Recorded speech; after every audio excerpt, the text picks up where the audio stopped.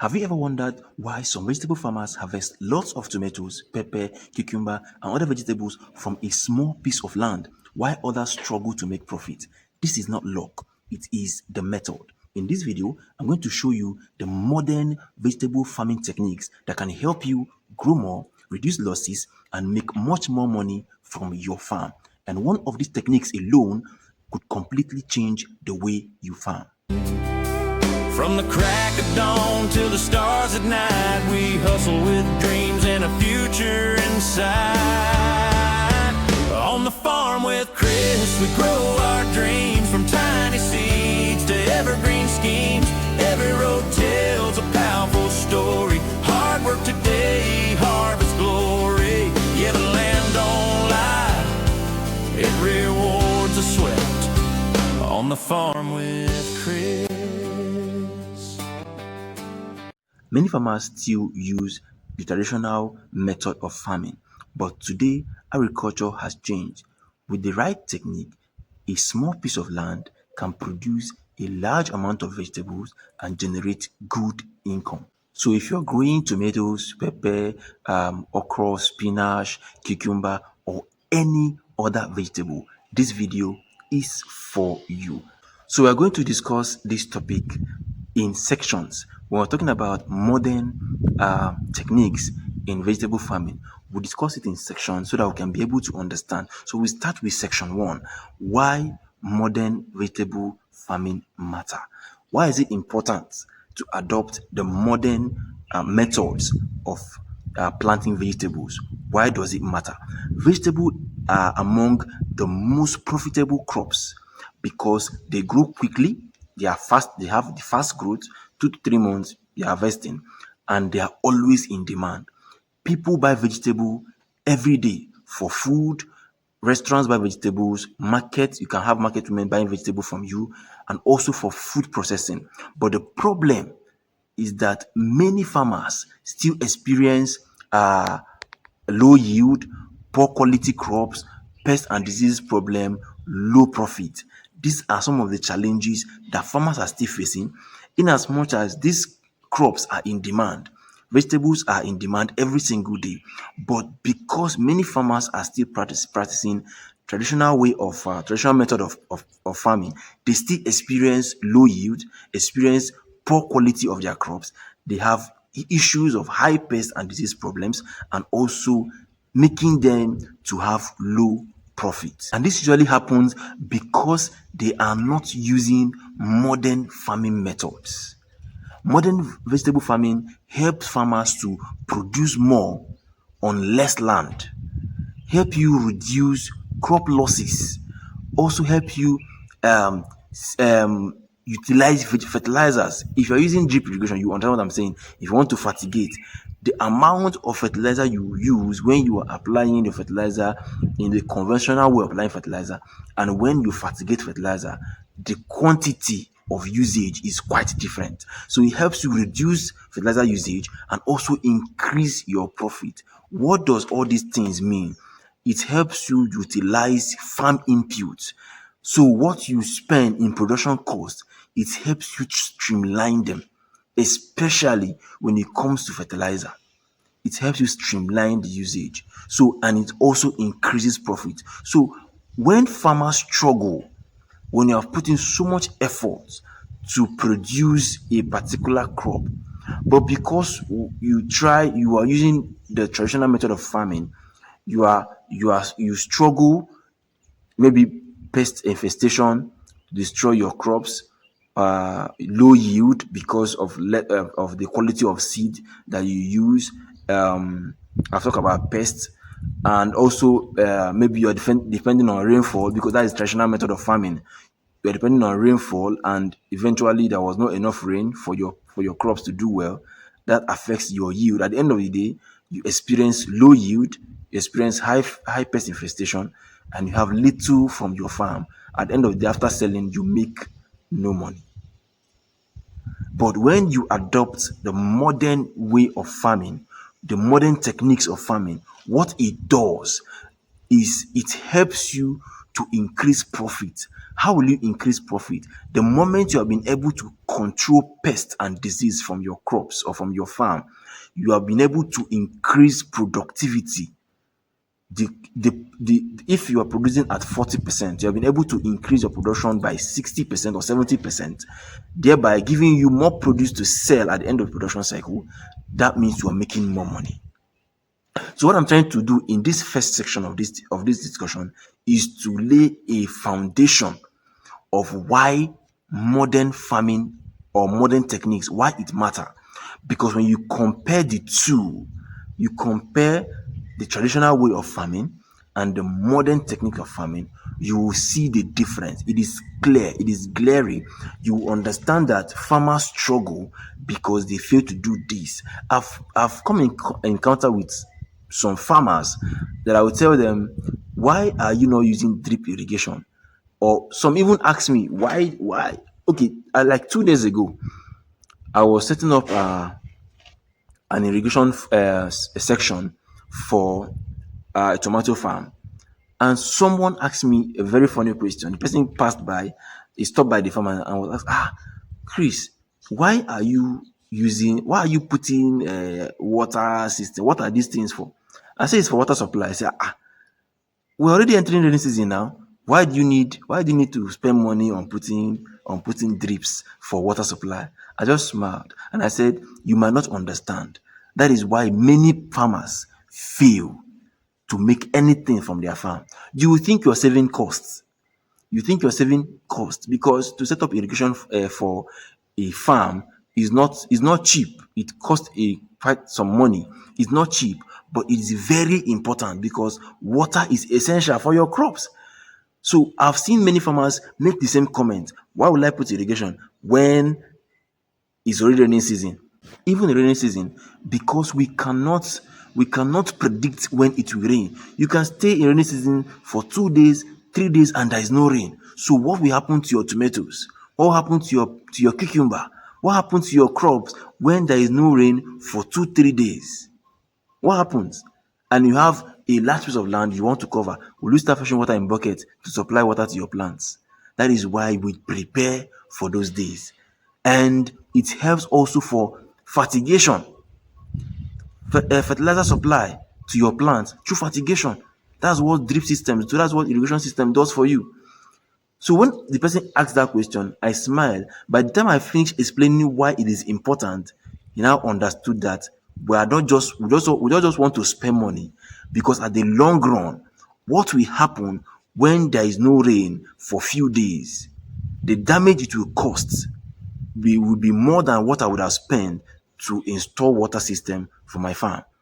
So modern farming helps us reduce a lot of losses, and thereby helping farmers to be able to utilize their spaces and also make much more profit. Now we are moving down to section 2. Now, number 2, choosing the right vegetable or seed variety. Choosing the right seed variety. Now, the first step in successful vegetable farming is choosing the right crop and the right seed variety to plant. That is the first step. That's the first thing that determines if this is going to be a successful venture. Choosing the right seed variety. Not all seed gives the same result. You must understand that. Not all seed give the same result. Always choose improved seed variety, disease um, disease resistant variety, and high yielding seeds. I'll repeat that again. Because we are in this time and age, this is what modern farming does for you. If you are trying to do localized farming, some most times, even I myself, I mix the two. The tomato we are transplanting currently, the nursery that I did a conventional nursery. That is the traditional method of nursing. When I transplanted, we moved to the modern method because we did it on ridges, have drip installation for water supply, We had different things we have to impute in the soil even before we transplant. So I mixed the two, both traditional and modern. But you must understand these things. Some people will tell you, it's the same thing now. It's not tomato seed. They will go and buy tomato from the market and extract the seed from tomato they bought from the market, and they will plant, and they are hoping to make the same to get the same result, like to get the same result that I got when I bought a hybrid tomato seed. It's not possible. And tomorrow they'll say farming does not work. You need to understand the techniques when it comes to vegetable farming. So get a high yielding seed variety, disease resistant variety, and also improved seed variety. That's what you must always look out for when you are sourcing for vegetable seeds that you want to plant. Now, for example, hybrid tomato seed usually produces more fruit than local seed. You cannot compare. Improved pepper seed or improved pepper variety mature faster. That's one of the benefits. It's a new technique, matures faster. Disease resistant cucumber reduces crop loss for you. If you have a disease resistant seed variety like cucumber, it reduces the loss that you experience in your farm. These are the things you look out for when you are getting the seed variety you want to plant. But most importantly, before planting, also consider the market demand in your area. I always say that. Consider the market demand in your area, the season, and also what people in your area would likely buy. If it's cucumber you are planting, what variety? That's why I said you must choose the right variety. What variety of cucumber is the people in your area? What variety do they consume the most? There is no need planting what people will not buy. That is a technique you need to understand. I always say it in this channel, before you even think of planting, go to the market and ask questions before you produce. Don't be a local farmer. Don't be like the farmer in the village that used to farm in assumption. In the new farming method and the new technique you're trying to adopt, you must ask questions. You must do market survey. You go to the market, ask the type of variety that people consume here in your location before you produce. That way, you don't need to look for market. Somebody asked me a question in one of my videos and asked, how do you sell? How do you sell farm produce? I just smiled. I just say farm produce. Why? Because I know what is in demand in my area. And when you produce those things, you don't need to struggle to get customers. They come naturally because it is what they want. Okay? You must understand that part as well. Now, number three. Number three, we are looking at use of irrigation. The use of irrigation, very very important. One of the biggest secret of successful vegetable farming is irrigation. I no go lie for you, very very important. One of the important secrets of farming, of vegetable farming, is irrigation. Do not depend only on rainfall, even in the peak of rainy season. I don't do that. I cannot try that. I've done that before. I know what I lost. I know what happened. I know the struggle. You might not see, I know what I lost. You might not see it, but I know what went on. I know what went wrong. I know the struggle. So use of irrigation is one of the new techniques you must adopt. It is a secret for successful vegetable farming. You must have, don't depend on rainfall. With irrigation, you can farm during dry season. You won't say, rain don't stop, oh, rain don't go, I no fit plant again, oh, because there is no rain. No, you can plant in November because you have the drip irrigation. You can plant when vegetable price are usually high, which is that dry season. That is when we make money. Imagine having a pumpkin farm, fruited pumpkin for instance, that you are producing in January, peak of dry season. Do you know how much you make? It is what the technique will give you. You must use irrigation.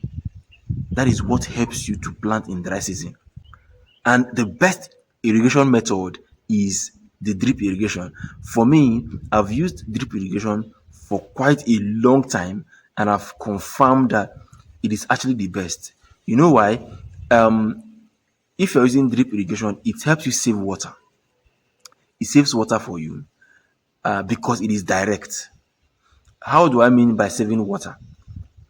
Because you are pumping water from either you're pumping from a surface pump, or you have a reserve tank, an overhead reserve tank, and you have, let's say, 5,000 liters. Using drip irrigation, your watering goes to the root of your plant. So when the water is enough, you know, because it is just at the root of the plant. When it's enough, you off your water. It saves your water for you, not necessarily pumping water, because you're using diesel, you're using petrol, and you know the cost of petrol now. If you're in Nigeria, you know. It helps you save water, conserves your energy and your cost. Number two, it delivers water directly to the root of your plant. That is one thing. That is why drip irrigation is actually the best. Number three, it reduces the growth of weed, because the only place that water is available is by the root of your plant. And number three, it improves crop performance highly. It improves crop performance because when you want to fertigate and you fertigate your fertilizer, the fertilizer drops at the root of your plant very directly. It improves crop performance. You understand? So drip irrigation is actually a very good one when you're looking at water supply to your farm. So another technique, which is number three, that we are looking at is drip irrigation or irrigation system, water supply to your farm, artificial water supply to your farm. This is what helps you to gives you an edge over other local farmers. So it's important to put all these things in place if you want to improve your production, if you want to increase profit, you want to utilize your space and make more money. Number four, of course, we are looking at proper spacing and planting, or proper plant spacing. If you put it that way, proper plant spacing. It is a technique. You need to understand and know the particular planting distance for a particular crop. Every plant or every crop have a specified planting distance that can allow the plant to thrive, the plant to do well. I cannot plant corn on 30 cm, planting them 30 cm apart, and now want to come and plant tomato or pepper the same 30 cm planting distance. It's not possible. I'm looking for trouble. So every crop have a specified planting distance that will allow the plant to do well. This is another important technique. Spacing is important. Many farmers plant vegetables too close, very close. They are together, thinking it will increase yield because you want to, say Chris said that if you want to, you can use a small space to plant more crops and I'll make more money. And you now want to squeeze 5,000 plants in 2 plots of land. No. You plant them too close, thinking you want to utilize it and make more money. Truth be told, you can harvest your first batch, some like tomatoes or pepper now. You can harvest the first fruits, the first set of fruits that they produce. Once you harvest that first of fruits, and that is final. You will not harvest again because they are too compacted, they are too close. It doesn't increase yield that way. But because overcrowding, you know what overcrowding does to your plants? It encourages poor airflow. There will be no air. When there is breeze, there is air. There is poor airflow. And your plants, they need air. They need that airflow. It is important. It increases more disease the moment a particular plant is infested with maybe a bacteria or you have a disease in your farm. The moment it is in one plant, the spread is fast. Spread is fast. Number three, small fruits. Because there is no space for your plants to thrive, their fruits become smaller. Finally, low yield. At the end of the day, you are chasing or pursuing to make more money, to have more profit, to have great yield. What will eventually happen when you plant too close, when you do not have the accurate spacing, is that it gives you low yield. It gives you low yield. So proper spacing allows your plants to receive enough sunlight, enough nutrients and air. These are essential for plant growth. As a human being, most times I always adopt this ideology for my plants. If I am not comfortable in these situations, then my plants cannot be comfortable in such situations. Imagine coming in a room that is ideally supposed to contain 50 people or 50 persons, and you have 100 people in that room. Not even 100, 70. Ideally, that room is supposed to contain just 50 people. And because we want to now squeeze in people and you have 70 or 80 people in that room, what do you think will happen? People will suffocate. Some people will even collapse. The same thing happens when you congest your plants. There will be no room for them to thrive. So if you have a proper spacing, what it does is to allow plants to receive enough sunlight, which helps them to grow, enough nutrients. They have enough nutrients for them to consume at their disposal, and also enough airflow for proper growth and proper fruit size. That is what proper spacing does for you. It's an important planting technique. Number 4 or number 5, I've lost count, is fertilizer and soil nutrition. Very important. Fertilizer and soil nutrition. Vegetables need nutrient to grow well. Don't get it twisted. Some people will tell me when I give them, maybe some people call me and ask, what do I need to plant maybe 1 acre of tomato or pepper? When I give them the list of things that they need to get, you'll be like, for just this thing, we need all these things. What? Your plants need nutrients. Fertilizers especially need nutrients because they are short term. They have they have fast growth. What they need is enough nutrients to improve that fast growth and make them produce well for you. You cannot play that shortcut. You need to give them that nutrient. So fertilizer application, soil nutrition is very, very important. Modern farmers combine both organic manure, compost, proper fertilizer application to improve their yield. That is what farmers do.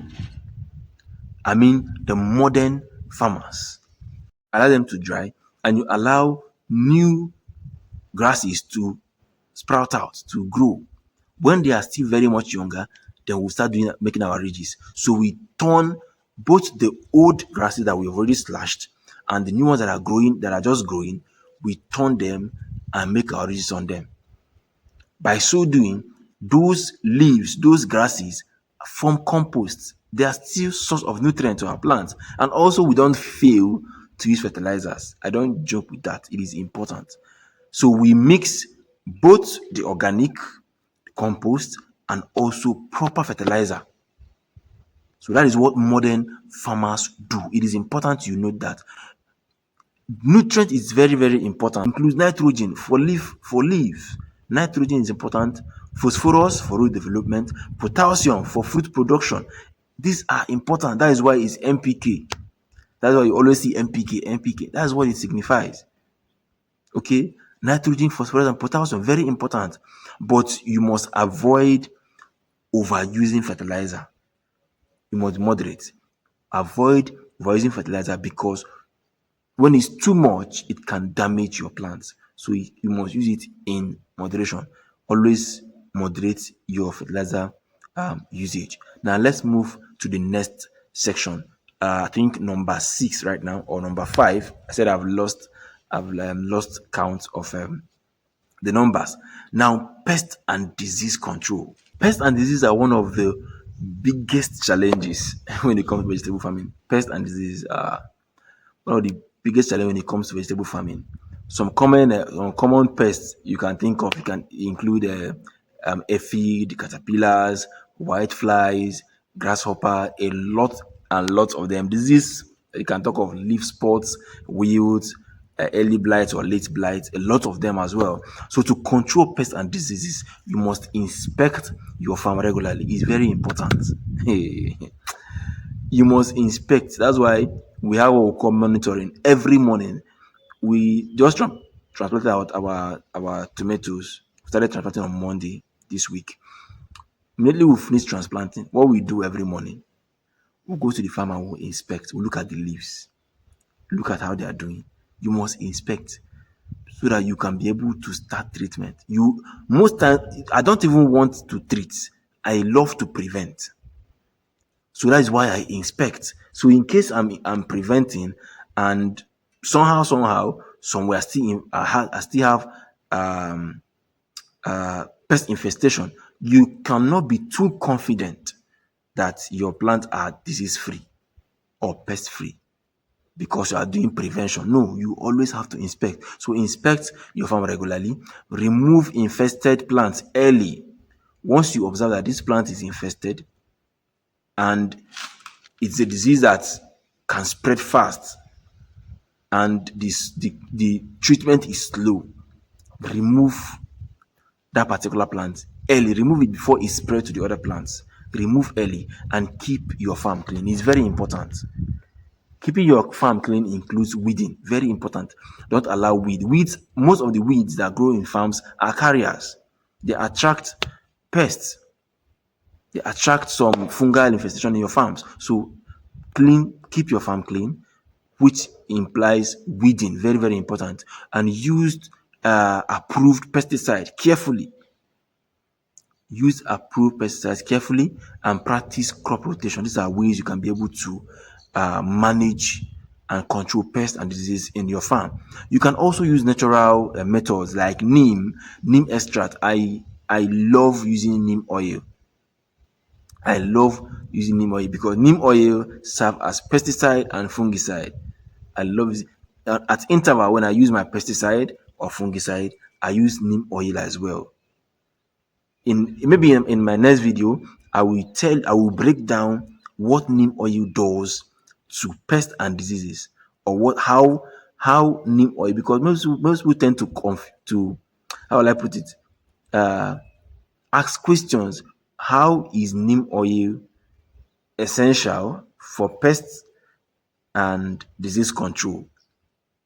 Maybe in my next video, in one of my videos, I will discuss why neem oil is very, very essential in pest control. So if you're interested in that particular topic, just write in the comments, just write neem oil in the comment section, and I will make sure to do a video about neem oil. It's an organic way of controlling pests in your farm. So if you're interested in knowing more about neem oil, comment in the comment section, comment neem oil. So you can use natural methods to control pests in your farm.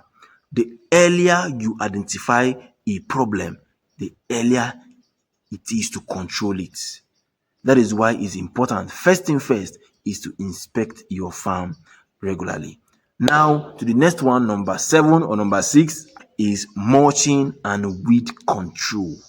Mulching and weed control. Mulching is another modern farming technique, although most people don't use mulching, maybe because of the cost or other reasons.